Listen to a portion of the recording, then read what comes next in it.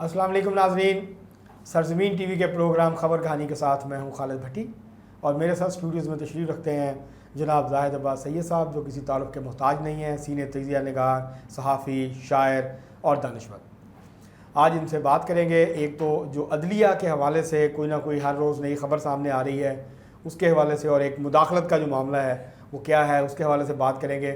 और दूसरा जो कश्मीर के अंदर मुजाहरे हुए और उसके बाद हुकूमत ने उनके तमाम मुतालबात मान लिए, उसके हवाले से भी ज़ाहिद अब्बास सैयद साहब की राय लेने की कोशिश करेंगे। अस्सलाम वालेकुम सर। वालेकुम अस्सलाम सर, कैसे हैं? खैरियत से हैं? First class. आप सुनाएं सर, ये क्या मसला है अदलिया का? हाँ जी, आपने अभी मुदाखलत का कोई ना कोई है, बात कोई ना निकली कोई है तो फिर दूर तलक जाएगी। ये रोज़ कोई ना कोई मामला दूर होती चली जा रही, परे में जा रही है। क्योंकि ये देखें, मामलात जो थे इतनी तवालत इख्तियार नहीं करने चाहिए थे। अदालत एक हसास मामला है। जो जुडिशल सिस्टम जो है हमारा, वो पहले ही हमें इंसाफ के मुतलाशी लोग जब ये सुनते हैं कि उन पर दबाव है और फिर इसमें क्लैरिफिकेशन नहीं हो रही, कि पता चलना चाहिए लोगों को भी, ये चीज़ें तश्तज़बाम होनी चाहिए कि हुआ क्या है असल में। ये एक तो साल बाद पुरानी चीज़ें निकल आती हैं। आज तो सेनेटर फैसल वड्डा ने कहा है, ये मेरी बात की है, उन्होंने बड़ी खौफनाक प्रेस कॉन्फ्रेंस की। उन्होंने कहा अगर पगड़ियाँ उछालेंगे तो हम इन पगड़ियों को फुटबॉल बनाएंगे। ये एक ज़ूमनी बात की है। तो हमारी भी गुजारिश है अरबाब इख्तियार से कि इस मामले को, जो हसास इदारे हैं कौमी हमारे सलामती के इदारे तो और हैं, ये भी सलामती है हमारी इसी से।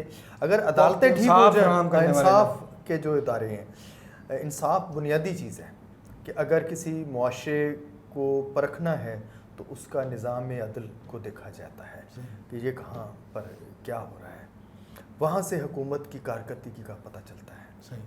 तो हमें भी इस पर हमारी जो इख्तियार रखने वाले लोग हैं या हुकूमतें हैं, उन्हें इस पर तवज्जो देनी चाहिए और इन मामलात को जो है निपटाना चाहिए और देर नहीं करनी चाहिए।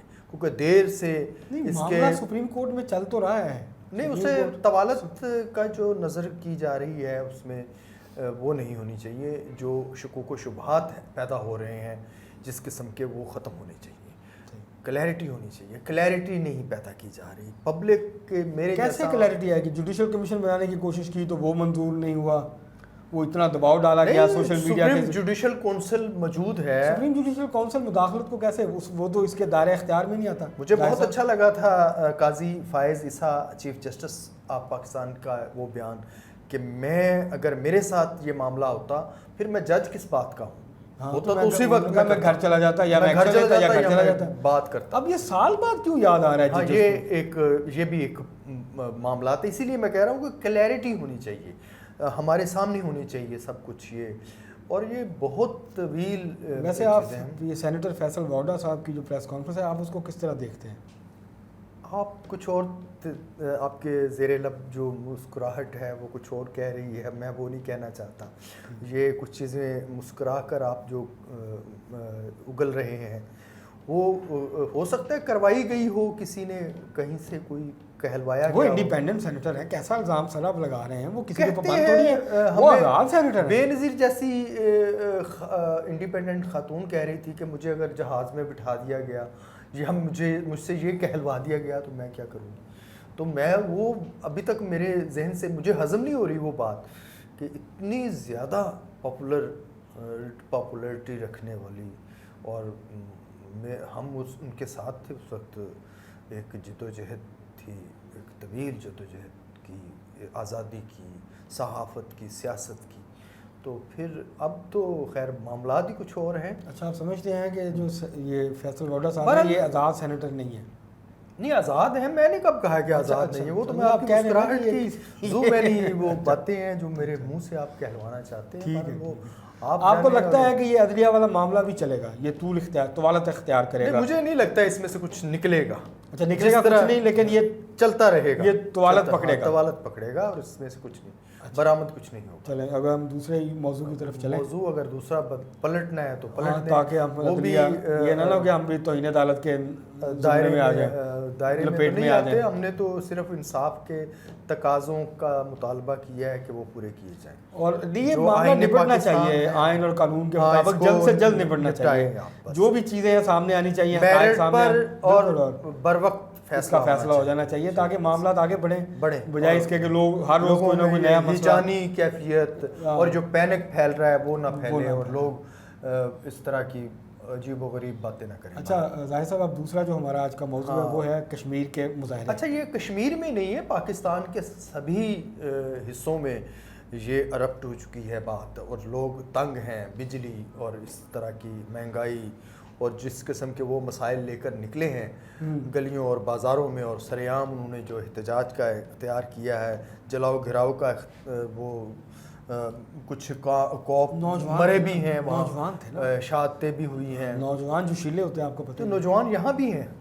ہاں یہاں تو کافی زیادہ ہیں. ہاں یہ انہیں دیکھیں, یہ اس کو ایک بہت سلیقے سے اور کرینے سے اس کو ڈیل کرنا, ہینڈل کرنا چاہیے.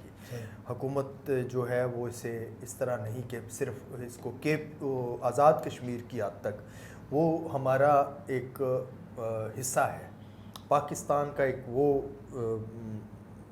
یہ ابھی تو اقوام متحدہ کی قرارداد پہ فیصلہ ہونا ہے. نہیں بہرحال ہم سمجھتے ہیں کہ وہی حالات ہیں جو یہاں بھی ہیں, ایسا نہیں ہے کہ تنگ ہے مہنگائی سے ساری تنگ ہے, ساری ہر پاکستانی تنگ ہے, تو انہیں یہ کرنا چاہیے. یہ حالات جو ہیں ایلیگوریکلی ٹھیک ہونے چاہیے, کسانوں کے مسائل حل ہونے چاہیے, گندم کے کاشتکاروں کا معاملہ ٹھیک ہونا چاہیے, اور بجلی کے بل جو ہیں وہ قابل قبول ہونے چاہیے. یہ نہیں کہ وہ ہوش ربا سر بجلی چھوڑیں جو گیس نے حشر کیا ہوا ہے, گیس کے بل جو گرمیوں میں آئے ہیں وہ بھی سردیوں سے زیادہ ہو گئے ہیں. یہ ایک بڑا المیہ ہے. مطلب جو 300-400 کا بل آتا تھا 2200-2500 کے ہزاروں میں چلے گئے ہیں. بہت بڑی ایک المیہ ہے اس حکومت کے سامنے. آپ یہ فرما رہے ہیں کہ چیلنجز در چیلنجز ہیں, حکومت کو اس طرف توجہ دینی چاہیے, اور ان پر قابو پانے کے لیے جو یہ ایجنڈا لے کے آئے ہیں مہنگائی کے خاتمے کا, اس پر انہیں عمل کرنا. ویسے ایک تو چیز سستی ہوئی ہے, مرغی سستی ہوئی ہے. وہ کراچی میں میرے خیال سے تھی. نہیں یہاں بھی سستی ہوئی ہے, 380-370. وہاں میں نے دیکھا کہ آدھی قیمت رہ گئی ہے کراچی. یہاں بھی آدھی رہ گئی ہے, یہاں بھی آدھی رہ گئی. اچھا وہ سندھ گورنمنٹ اپنے اس میں ڈال رہی ہے, کریڈٹ لے رہی ہے. وہ تو ظاہر ہے جب بڑھتی ہے تو کہتے ہیں یہ مصنوعی مہنگائی ہے, جب کم ہوتی ہے تو کہتے ہیں ہماری پالیسیوں کی وجہ سے ہوئی ہے, جب مہنگی ہوتی ہے اس وقت ہمارے لیے ہماری نیک تمنائیں ہیں ان حکمرانوں کے لیے, پالیسی سازوں کے ساتھ ہم انہیں مہلت دینے کے لیے بھی تیار ہیں. تو نوجوانوں سے بھی اپیل ہے کہ اس طرح کے جذباتی مناظر دوبارہ نہ فلمائے جائیں, حکومت کو موقع دیں, یہ آپ کے مسائل حل کرے اور اسے نپٹائیں. نہیں یہ تو تب حل کریں گے نا جب ان کی دلچسپی ہو. ان کی تو عوام کو تکلیف دینے میں زیادہ دلچسپی ہے, مسائل حل کرنے میں کم لگتی ہے. دیکھیں نا کشمیر, دیکھیں معاملہ لے جائیں گے اس طرف. نہیں دیکھیں نا کشمیر میں 2 سال سے کشمیری مظاہرے کر رہے تھے, جب تک معاملہ بہت خراب نہیں ہو گیا کسی نے توجہ نہیں دی. ٹال مٹول سے کام لیا, وہاں کیجولیٹی ہوئی ہیں تو پھر جا کے جب بڑے پیمانے پہ احتجاج ہوا ہے, جب صدر نے ایکشن لیا ہے. صدر تو آپ کا ہے نا پاکستان. جی بالکل. صدر مملکت نے کہا ہے کہ وزیر اعظم نے پیکج دیا 23 ارب روپے دیے.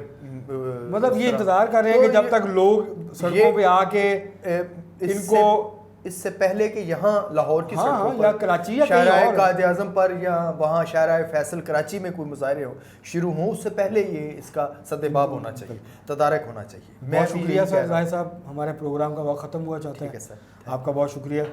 ناظرین آپ نے زاہد عباس سید صاحب کی گفتگو سنی. وہ یہ فرما رہے ہیں کہ اس سے پہلے کہ عوام تنگ آمد بجنگ آمد کی صورتحال میں مبتلا ہوں اور پھر ان کے پاس کوئی آپشن نہ بچے کہ وہ سڑکوں پہ نکلیں اور بڑے پیمانے پہ احتجاج کریں, بہتر یہ ہے کہ حکمران ایسی پالیسیاں بنائیں, پالیسی ساز ایسی پالیسیاں لے کے آئیں جس کے نتیجے میں عوام کو محسوس ہو کہ حکمرانوں کو ان کا دکھ ہے اور حکمران ان کو ریلیف جو ہے وہ پرووائڈ کرنے کی کوشش کر رہے ہیں. آج کا پروگرام میں اتنا ہی. بہت شکریہ.